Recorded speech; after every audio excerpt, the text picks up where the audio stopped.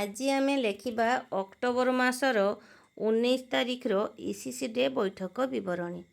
ମୁଁ ପ୍ରଥମେ ବୈଠକ ତାରିଖ ଦେଇଛି 19/10/2025। ସ୍ଥାନ ମନ୍ଦାସେପାଟଣା ଅଙ୍ଗନୱାଡ଼ି କେନ୍ଦ୍ର। ସମୟ ସକାଳ 10 ଘଟିକା। ଅଦ୍ୟତା 19/10/2025 ତାରିଖ ସକାଳ 10 ଘଟିକା ସମୟରେ ମନ୍ଦାସେପାଟଣା ଅଙ୍ଗନୱାଡ଼ି କେନ୍ଦ୍ରରେ ECCE ଡେ ବୈଠକ ଆହ୍ୱାନ କରାଯାଇଥିଲା।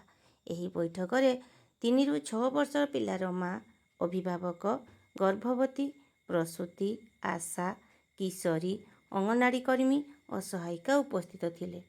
ଅକ୍ଟୋବର ମାସ 19 ତାରିଖର ଆଲୋଚ୍ୟ ବିଷୟବସ୍ତୁ ଥିଲା ଆମ ଘର ଆମ ଅଗଣା। ଶିଶୁର ପ୍ରଥମ ଶିକ୍ଷା ଓ ବିକାଶ ଆରମ୍ଭ ହୁଏ ଘର ଓ ଅଗଣାରୁ। ଘର ହେଉଛି ଶିଶୁର ପ୍ରଥମ ପାଠଶାଳା ଓ ମା ବାପା ହେଉଛନ୍ତି ତା'ର ପ୍ରଥମ ଶିକ୍ଷକ। ଏହି କାରଣରୁ ଆମ ଘର ଓ ଅଗଣା ସୁଚିତ୍ର, ସୁରକ୍ଷିତ ଓ ସୁସ୍ଥ ରହିବା ଆବଶ୍ୟକ।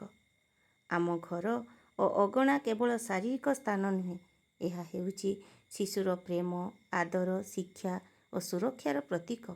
ଏଠାରେ ଶିଶୁ ଖେଳିବେ, ଶିଖିବେ, ମିଶିବେ ଓ ସୁସ୍ଥ ଜୀବନ ଗଢ଼ିବେ।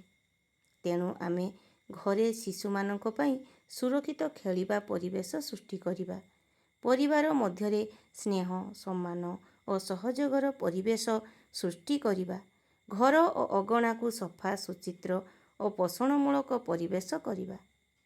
ପୋଷଣ ବାଟିକା କାର୍ଯ୍ୟକ୍ରମ ମାଧ୍ୟମରେ ଘର ଓ ଅଗଣାକୁ ସବୁଜ ଓ ସୁସ୍ଥ ରଖିବା।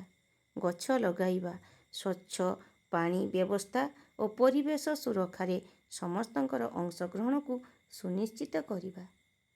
ଘର ଅଗଣା ସଫା ରଖିବା, ଶିଶୁ ପାଇଁ ସୁସ୍ଥ ପରିବେଶ ଗଢ଼ିବା।